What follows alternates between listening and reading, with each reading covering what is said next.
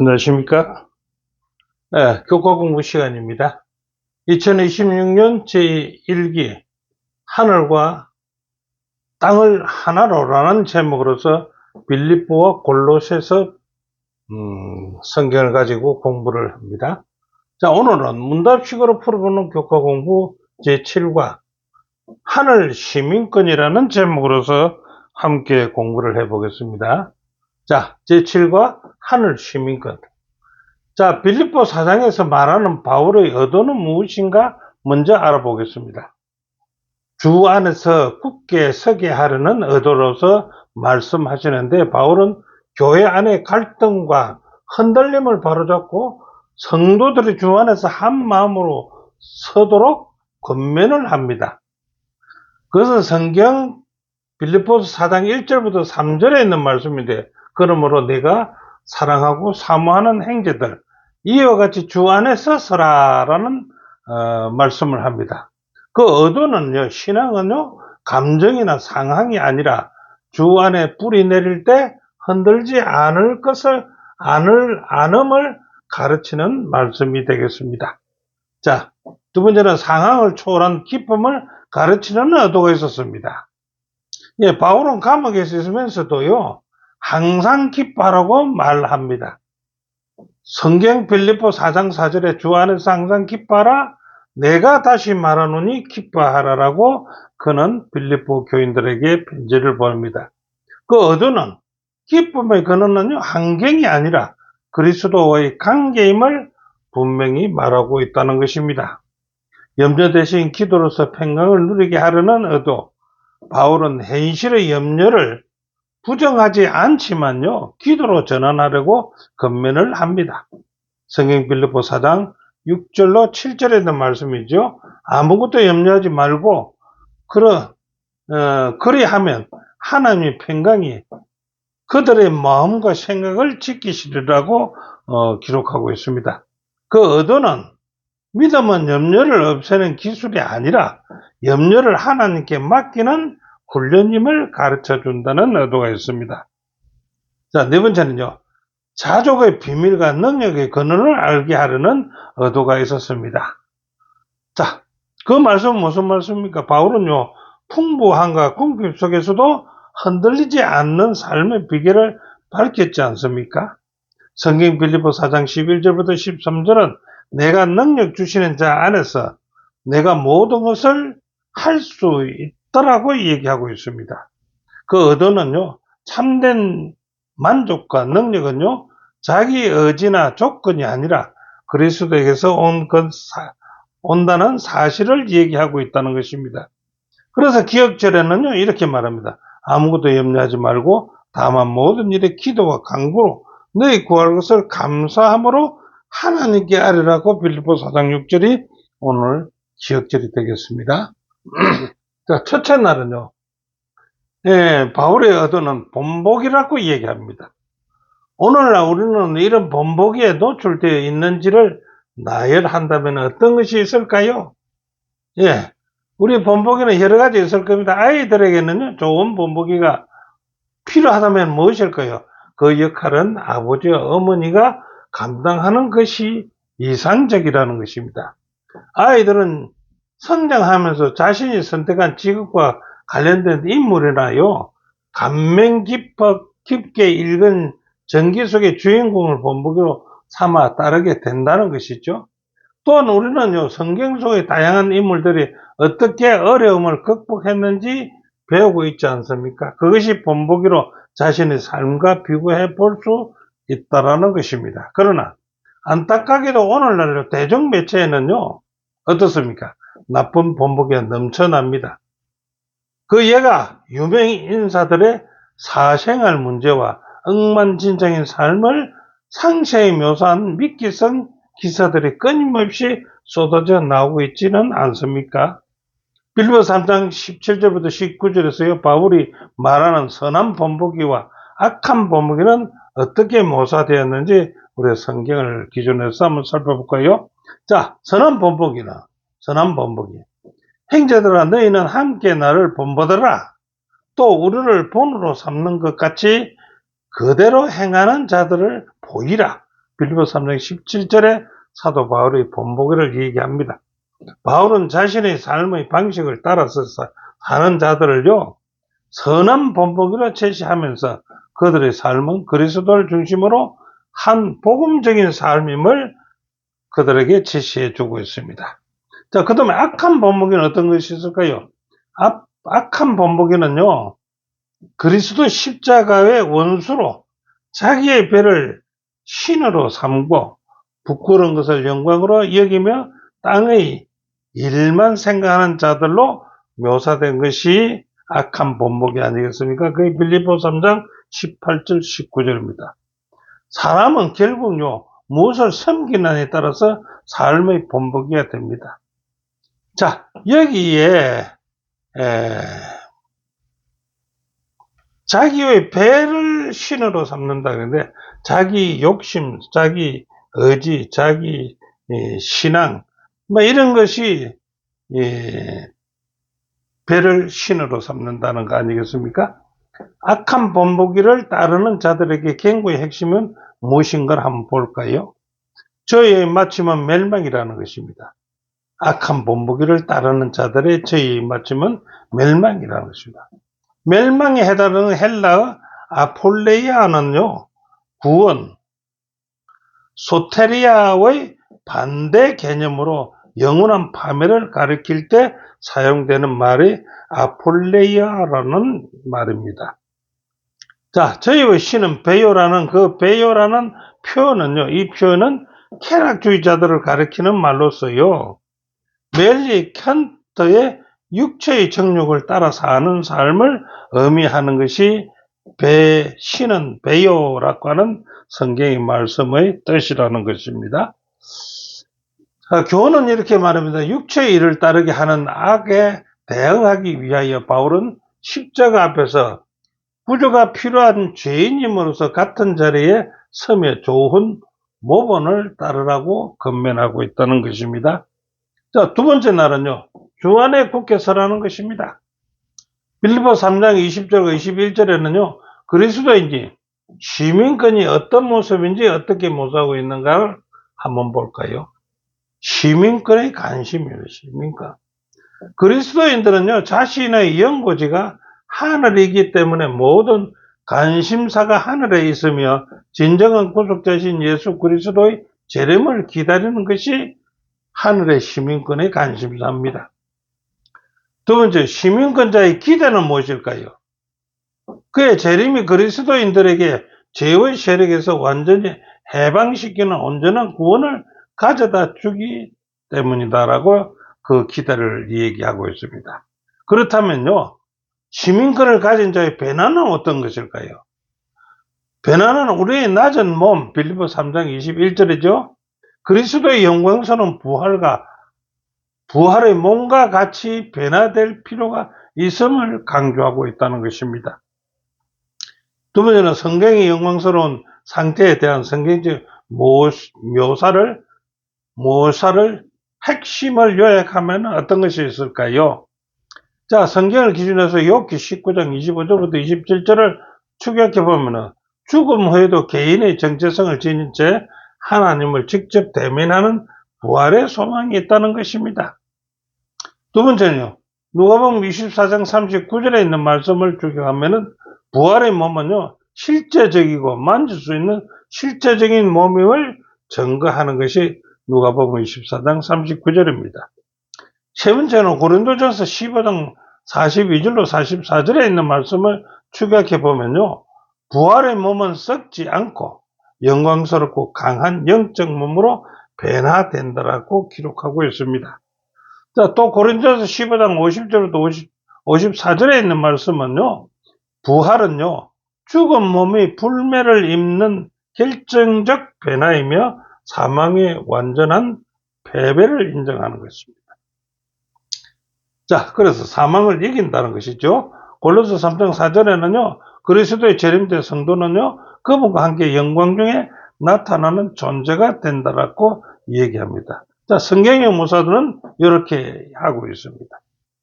자, 예수님 안에서 우리에게 주어진 궁극적인 약속은 무엇인지 한번 볼까요? 첫째, 결국 예수님을 통해서 마지막 원수인 죽음의 멸망받을 것이다. 죽음은 멸망받을 것이다. 우리가 죽음이 아니고 예수님을 통해서 마지막 원수들이, 이것이 우리의 가장 큰 소망이며 예수님 안에서 우리에게 주어진 궁극적인 약속이 된다는 것입니다. 세 번째, 예수님은요, 단지 사망이 끝나는 것만 아니라 완전히 새로운 몸, 곧 영광의 몸이 된다는 것을 약속하신 것입니다. 자, 바울은 생각하는 하늘 시민권에는요, 우리가 지금은 상상조차 할 수 없는 완전히 새로 존재함으로써 부활과 영생의 약속이 포함된다라고 얘기하고 있습니다. 자, 교훈에서는요, 하늘 시민권에는요, 상상조차 할 수 없는 완전히 새로운 존재로서의 부활과 영생의 약속이 포함되어 있다는 것입니다. 바울은 우리에게 그 궁극적인 약속에 굳게 서라고 말하고 있습니다. 자, 셋째 날 주 안에서 항상 기뻐하라는 것입니다. 빌립보 4장 4절로 7절에 있는 말씀이죠. 우리에게 어떻게 하나님의 평안을 경험할 수 있는가? 그 평안을 경험할 수 있는 것은요, 첫째, 하나님의 평안은요, 교회 안의 연합과 교회 안에서 연합입니다. 그리고 주 안에 거하는 기쁨 속에서 경험하게 된다고 빌립보 4장 14절 1절로 4절에 말씀하고 있습니다. 자, 바울은 기쁨을 말하기 전에요, 뭘부터 먼저 말합니까? 교회 안의 연합을 먼저 말합니다. 그리고 강조한 후 성도들의 주 안에서 굳게 서고 하나 되어서 있을 때 주 안에서 항상 기뻐하라는 명령은 실제 삶이 된다라고 얘기합니다. 이 기쁨은 상황이 아니라 주님과의 관계에서 흘러나오는 기쁨이라는 말입니다. 예수께서 우리에게 염려하지 말라고 반복해서 강조하신 그 이유는 무엇일까요? 자, 예수님은요, 염려하지 말라. 하나님 우리의 필요를 다 아시며 먼저 그의 나라와 의를 구할 때 다른 모든 것을 책임지신다고 얘기하고 있는 것이 마태복음 6장 25절로 34절에 있는 말씀이죠. 그러므로 내 일을 위하여 염려하지 말라. 너희 하나님 아버지께서 이 모든 것이 너에게 있어야 할 줄 아신다고 말하고 있습니다. 그게 마태복음 6장 32절부터 33절에 있는 말씀입니다. 자, 이게 순간에도요, 염려하지 말라. 말해야 할 것은 성령께서 그때마다 말할 것을 주신다는 것입니다. 마태복음 10장 19절, 무엇을 말할까 염려하지 말라. 그때 너에게 할 말을 주실 것이다 라고 얘기하고 있습니다. 자, 우리에게 밀려오는 모든 염려와 근심을 주님께 맡길 수 있는 방법은 무엇입니까? 자, 그 방법은요, 그 어떤 상황에서도 모든 문제에 대해서요, 해결책은 믿음의 기도를 드리는 것이다라고 빌립보 4장 6절 7절에 말하고 있지 않습니까? 자, 우리는 이 기도가 이루어지기 전에 응답받았다고 믿고 행동해야 된다고 했습니다. 기도를 믿고 응답을 받았다라고 행동해야 된다는 겁니다. 왜냐하면요, 우리는 감사함으로 구할 것이기 때문이다는 겁니다. 감사함으로 구해야 되지 않겠습니까? 여기에 강구, 헬라어 테시스라는 단어는요, 상황이 극도로 절박하고 긴박함을 나타낸다는 뜻입니다. 자, 우리의 기도는요, 여전히 요청이지만은요, 그의 뜻대로 구하는 한 우리의 간구가 받아들여졌다는 것을 알 수 있을 것입니다. 그러면 우리의 모든 요청이 하나님의 손 안에 있음을 믿고 참된 쉼과 평안을 누릴 수가 있지 않겠습니까? 우리의 요청이 하나님의 손 안에 있다고 보면은, 그래서 우리는 주 안에서 항상 기뻐할 수가 있지 않겠습니까? 자, 교훈에는요, 염려와 근심을 주께 맡기고 기뻐할 수 있는 것은요, 그분이 돌보시기 때문이라는 것입니다. 주의 뜻대로 구할 때 그 일이 하나님 손에 있음을 믿고 평안을 누릴 수 있다라고 얘기하고 있습니다. 자, 넷째 날 이것들을 생각하랍니다. 자, 어떤 것을 생각해야 됩니까? 하나님의 평안이 내 나의 마음의 생각과 염려의 두려움을 지킬 수 있는가? 네, 평안이 나의 마음의 생각과 염려와 두려움을 지킬 수 있을까요?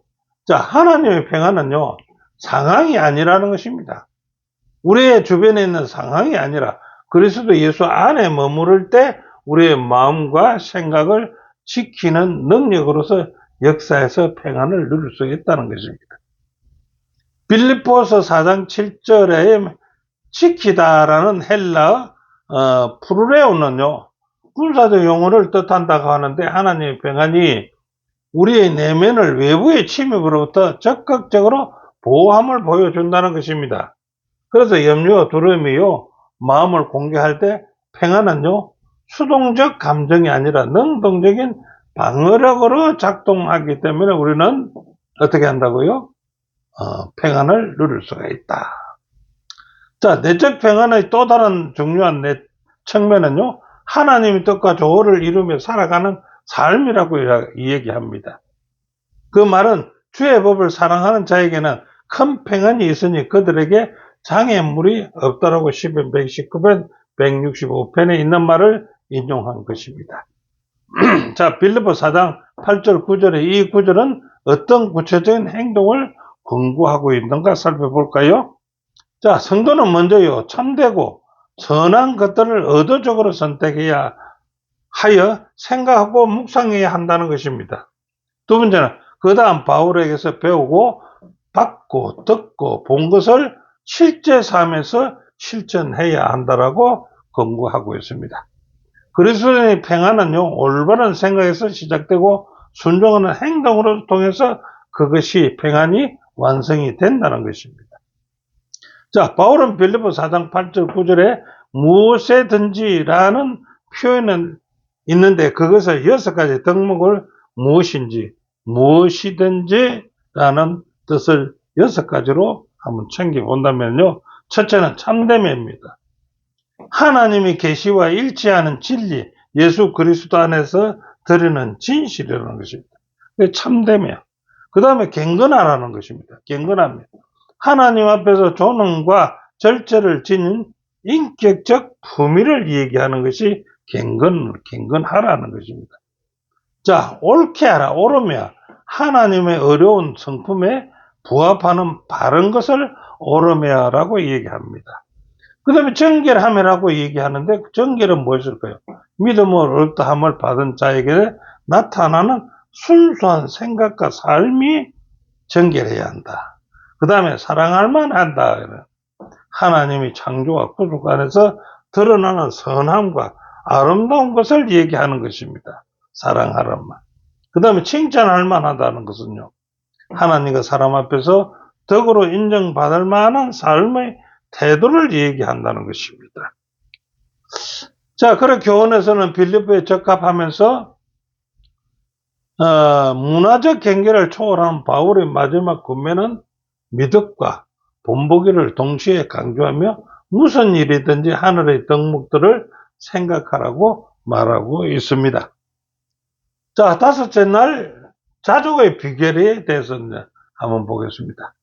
빌립보 4장 10절부터 13절, 19절에서 바울은요, 만족하고 행복한 삶을 위한 어떤 비결을 우리들에게 알려주는지 볼까요?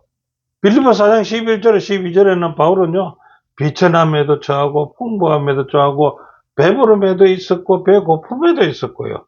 이 모든 경험을 했지만 그 모든 상황 속에서 자족하는 법을 사도 바울은 배웠다라고 우리에게 교훈해 줍니다. 자, 바울은 공급의 주체가 누구시라고요? 하나님이심을 확신했기 때문에 이 모든 것에서도 환경의 지배를 받지 아니하고 자족하는 것을 배웠다는 것입니다. 빌립보 4장 19절에서는요, 바울은요, 성도의 필요를 채워주시는 분이 사람이나 환경이 아니라 누구시라고요? 하나님이시라고 알 수가 있습니다. 자, 그러나 우리가 풍족할 때 그것이 한순간에 사라질 수 있음을 항상 인식해야 한다. 이 세상에서 풍족하면요, 그건 한순간에 사라질 수 있다는 것을 우리는 인식하고 바울처럼 만족하고 행복한 삶을 살아야 된다 이겁니다. 자, 요압과 바울이 상기시켜 주는 교훈은 무엇입니까? 첫째, 요압을 본다면은 우리가 말하는 공수래, 공수거라고 얘기할 수 있죠. 우리는 태어날 때 아무것도 가진 것 없이 왔습니다. 무덤으로 갈 때도 아무것도 가지고 가지 않을 것이라고 요압은 얘기하고 있지요. 그 다음에 생활 풍족에서는 어떻습니까? 시편 23편 1절부터 나오는 것은 여호와는 나의 목자시니 내게 부족함이 없다라고 얘기하고 있지 않습니까? 그 다음 두 번째는 마태복음 6장 32절에요. 너희 천부께서 이 모든 것이 너에게 있어야 할 줄을 아시고 계신다는 것입니다. 아시고 계시면 주실 수 있겠지요. 자, 베드로전서 5장 7절은 너희 모든 염려를 다 주께 맡겨버려라. 이는 그가 너희를 긍구하심이니라. 빌립보 4장 19절에는요. 나의 하나님이 그리스도 예수 안에서 영광 가운데서 그 풍족한 대로 너희 모든 쓸 것을 채우시리라고 얘기하고 있습니다. 우리가 확신을 가지고 하나님께 구할 수 있는 것들은 무엇이 있는지 한번 볼까요? 확신을 가지고 구할 수 있는 것들은 첫째가요. 사랑하는 사람이나 친구의 구원을 위해서 기도하는 것. 확신을 가지고. 두 번째는 우리의 믿음을 나누는 용기가 있게 구하는 거예요. 그 확신을 가지고 할 수 있지 않습니까?